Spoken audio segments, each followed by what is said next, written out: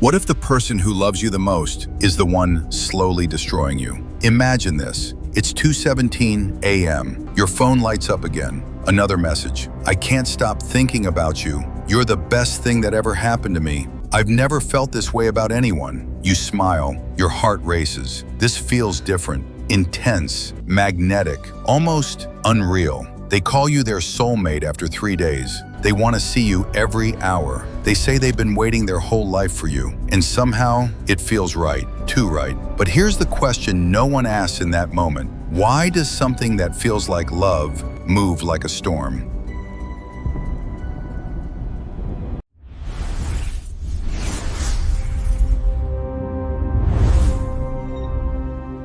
Because sometimes what feels like love isn't love at all. It's something far more calculated, more dangerous, more addictive. It's called love bombing, a psychological tactic where overwhelming affection is used not to connect, but to control. And the real mystery is not just why someone would do this, but why the human mind falls for it so easily, why we crave it, why we mistake intensity for intimacy, and why, by the time we realize the truth, we're already trapped. Segment 1. The Seduction of Intensity.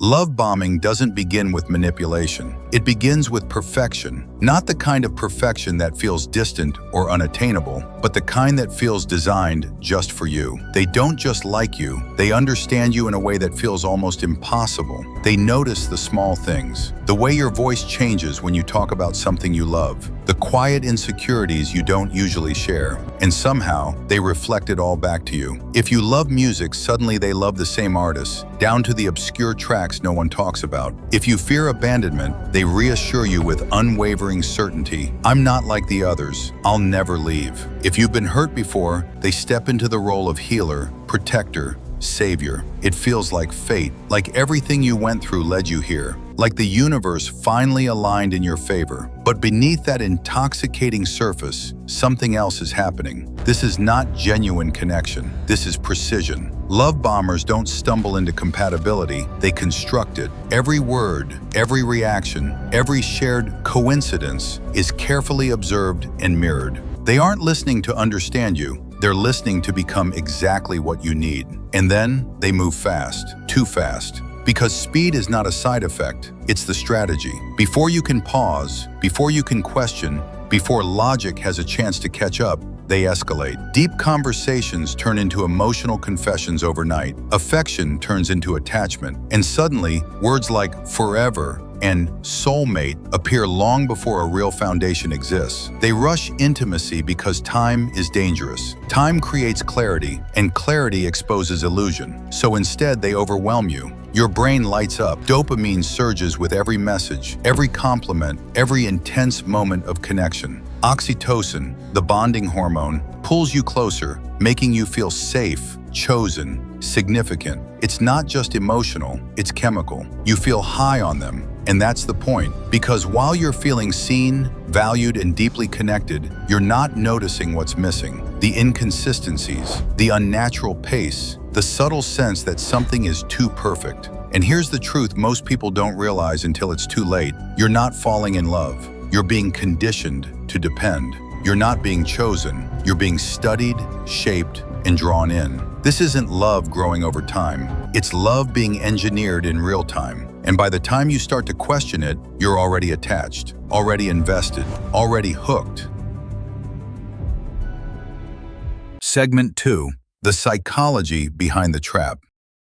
To truly understand love bombing, you have to understand addiction, because psychologically, that's exactly what it becomes. At its core lies a powerful mechanism known as intermittent reinforcement, a principle deeply rooted in behavioral psychology. It's the same system that keeps people hooked on gambling. You don't win every time. In fact, most of the time you don't. But when you do win, the reward feels so intense, so satisfying, that your brain keeps chasing it. Love bombing follows this exact pattern. In the beginning, the rewards are overwhelming. Constant messages, endless compliments, deep emotional attention. You feel chosen, prioritized, almost worshipped. It's a flood of validation that creates a powerful emotional high. But then it shifts. Not all at once, not obviously, slowly, subtly. The messages become less frequent. The warmth fades in and out. Affection turns unpredictable. One moment they're close, the next they're distant. And without realizing it, you begin to chase. You don't chase them. You chase the feeling they gave you at the start.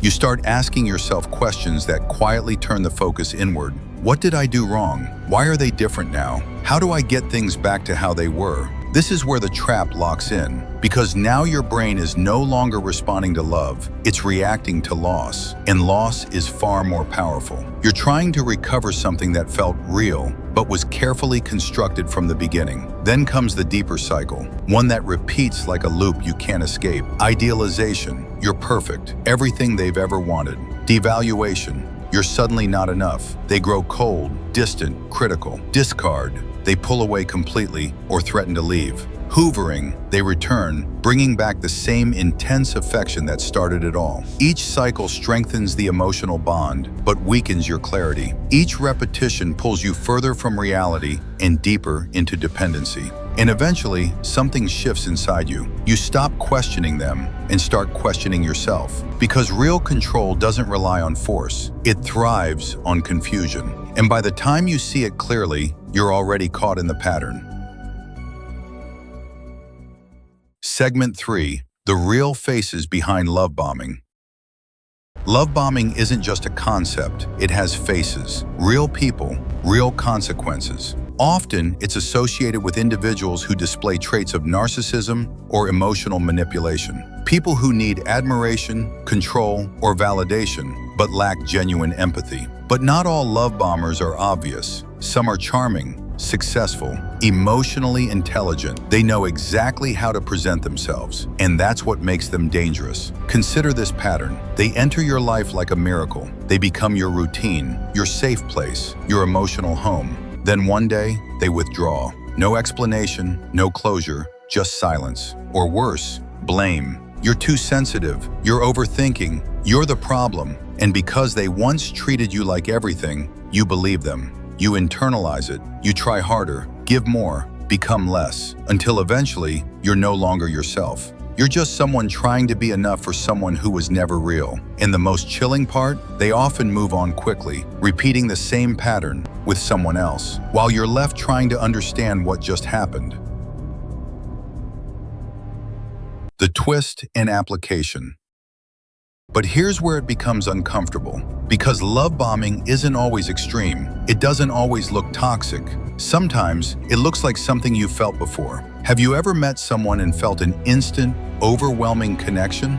Have you ever been swept up so quickly that logic couldn't keep up? Have you ever ignored red flags because the feeling was just too good? That's where the danger lies. Because the human brain is wired for connection, for validation, for belonging. We don't just want to be loved, we want to be chosen intensely, uniquely, exclusively. And love bombing exploits that desire. It gives you everything you've ever wanted, all at once. But real love doesn't rush. It doesn't overwhelm. It doesn't consume your identity. It builds slowly, quietly, consistently. So the next time someone makes you feel like the center of the universe, ask yourself, are they showing you who they are? Or are they showing you who you want them to be?